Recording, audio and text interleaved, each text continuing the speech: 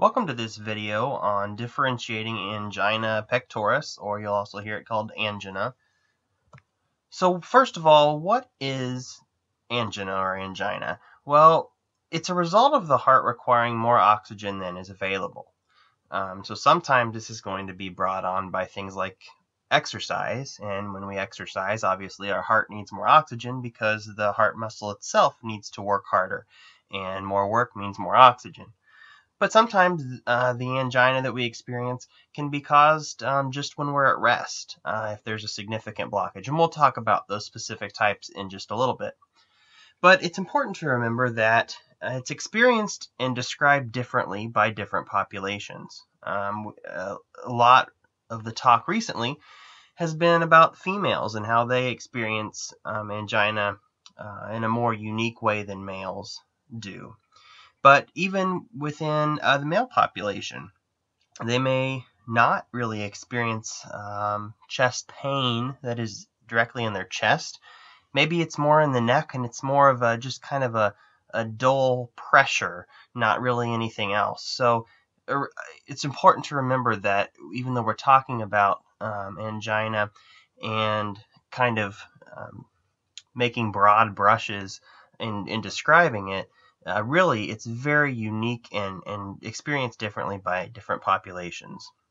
And it's kind of, as I alluded to, not just in the chest. It can be experienced in the arm, one or more arms, the neck, shoulder or shoulders, the jaw, and in the back as well. And it's not just pain. We think of pain, as maybe sharp or stabbing or dull. But it can also be tightness or pressure or fullness, or some people will say it's like an elephant sitting on their chest. And in fact, I would say almost more often than not, it's tightness or pressure or fullness or that elephant sitting on the chest. So there are several different types of angina. And the first one we're going to talk about is stable angina. Well, what is it? It's stable. It means that we're not too worried about this kind of angina. In this sort of angina, we have the chest pressure or chest pain because of an increased oxygen demand. So this does not occur when we're just sitting on the couch watching television. This is going to occur when we're out playing some basketball and we've exerted ourselves for maybe half an hour, and now our body's really needing more oxygen, and especially that heart muscle is needing more oxygen than it doesn't have. And if we rest, so we decrease the oxygen demand, we get relief. We don't have that pain or that pressure anymore. Sometimes patients will have nitroglycerin tabs that they can take when they start to experience this chest pressure or pain, and those will work. So they take one, maybe 2 tabs of their nitroglycerin, and they're chest pain free. Now, it's important to remember that stable angina can progress to unstable, which we'll get to in a second. And if a patient experiences an episode of chest pain, even if it's technically kind of stable, so say that they're out playing that basketball and they start having chest pain, even if they sit down, rest, and it goes away, that should still be considered unstable until they actually have that chest pain worked up. So until they have a proper workup, maybe they have a stress test, or maybe they have a cardiac catheterization or something of that nature, if it's deemed necessary by the medical provider, until they've had that workup, it should be considered unstable. So speaking of unstable angina, this is what occurs even at rest. And of course, since it occurs at rest, it will generally also occur with activity. But a person can just be sitting on the couch and they get chest pain. Maybe it's not totally at rest where this occurs, but it occurs maybe just doing the littlest things. So walking to go to the bathroom, or trying to cook lunch.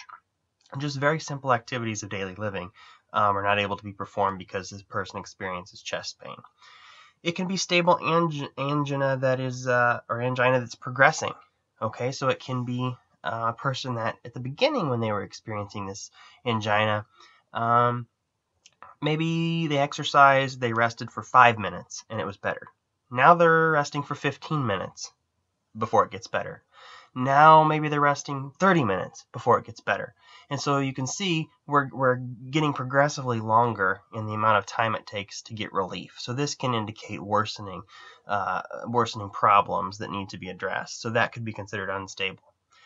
And also, if it's not relieved by rest at all, or if your patient's taking several nitroglycerin tablets, really, three, if they're taking 3 and it's not really working, this is considered unstable. And it needs to be evaluated immediately because this is considered an acute coronary syndrome, which you can visit one of my other YouTube videos that kind of describes acute coronary syndromes. And this is an emergency. And treatment for this is going to involve more invasive procedures. So you're talking a person that's going to probably go to the cath lab, have angioplasty or stenting or both, and they may even require surgery like coronary artery bypass grafting. Another type of angina is Prinzmetal's or variant angina. And this is a pretty unique form. It's not that common. You're talking 1.5% to 2% nationwide in the United States anyway. And it's typically experienced as more severe. This pain tends to be comes on very suddenly, and it's very severe. And it's because it's a spasm of the coronary arteries. So it's not really necessarily related to atherosclerosis. So it's not that there's a increase of atherosclerosis in those coronary arteries. It's just a spasm. The artery spasms, narrows the artery itself, which reduces blood flow to the heart muscle, to the myocardium. And you're going to tend to see this at night or really early morning hours, and it's going to be caused by triggers. It could be stress, psychological, psychosocial stress. It might be smoking, cold weather, or a combination of these. And really, in treatment, we're going to try to alleviate the spasm. So it's not going to help us to take this person to the cath lab and put a stent in because it's not really a permanent type of blockage. They spasm, and the spasm lets go, and it opens it back up. So they're going to have to take medications. You'll see nitrates prescribed a lot of times for this, isosorbide, or sometimes you'll hear it called isosorbide. This is one of the common ones. Nitroglycerin tablets. If a patient has an acute episode of this, they can take a tablet or 2 of nitroglycerin, and that'll open those coronary arteries up, hopefully. And then also, especially if the nitrates don't work that well, the calcium channel blockers or calcium antagonists may be used.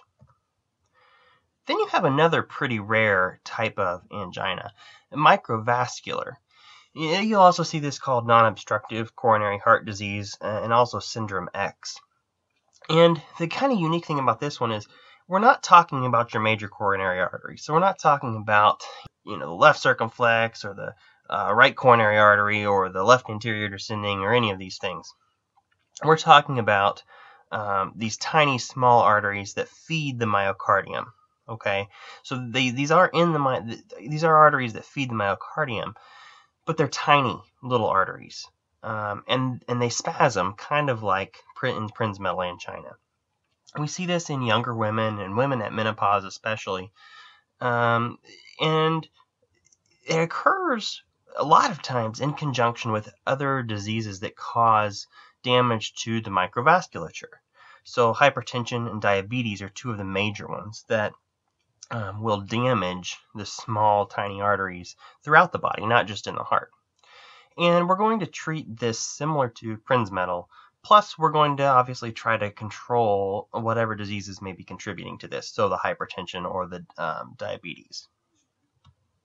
And finally, silent ischemia, or silent angina. This is just like it sounds. It's silent. We don't have any sort of chest pressure or pain at all. There's no warning before this person has, a myocardial infarction, for instance. And we see this especially in patients with diabetes mellitus and previous MI. So it's important to remember there may be patients that come in with absolutely no chest pressure, chest pain, tightness, any of those things at all, and can still have myocardial infarction. So it's just important to keep your eye out for those patients and understand when you see patients, especially with both diabetes and a previous MI, that they need to be especially carefully worked up anytime that you might suspect any sort of coronary event.